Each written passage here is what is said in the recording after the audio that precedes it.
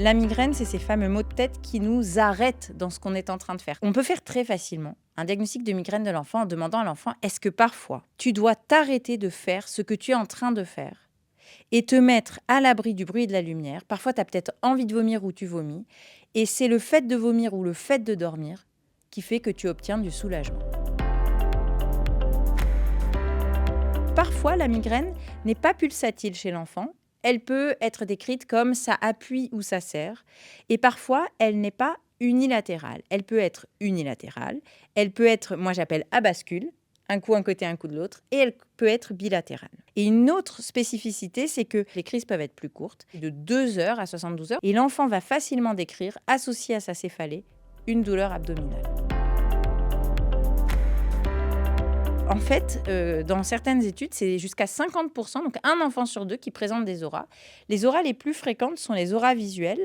Elles sont sensiblement proches des auras de l'adulte. Chez l'adulte, on va plus avoir les scotomes scintillants, une hémianopsie, des taches noires. Chez l'enfant, c'est plus joyeux.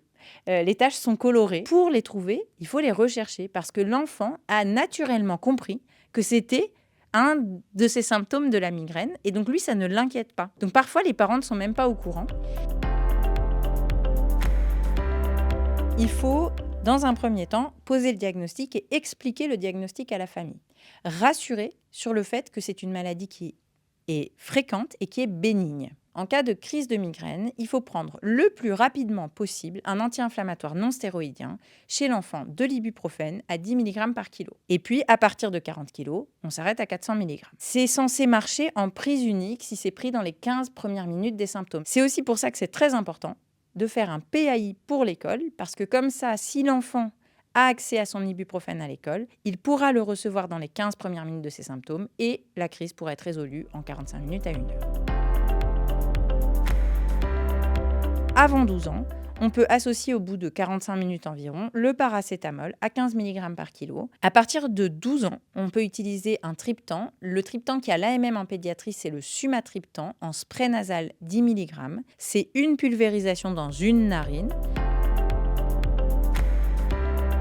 La place du traitement de fond dans la migraine, c'est une question qui implique le repérage de la migraine chronique. La migraine chronique, c'est plus de 8 épisodes de migraine par mois, pendant plus de 3 mois, avec plus de 15 jours par mois de céphalée. Ça veut dire que c'est un enfant qui a mal, en gros, au moins un jour sur 2 et qui a au moins 8 migraines par mois. En France et à l'international, les recommandations de bonne pratique pour le traitement de fond de la migraine de l'enfant en cas de migraine chronique, c'est la prise en charge non médicamenteuse, dite psychocorporelle, relaxation thérapeutique, hypnose médicale, psychothérapie. En parallèle, si ce traitement bien mené ne suffit pas, alors on peut penser à prescrire un traitement de fond médicamenteux de la migraine, mais là, j'invite à adresser aux spécialistes de la migraine.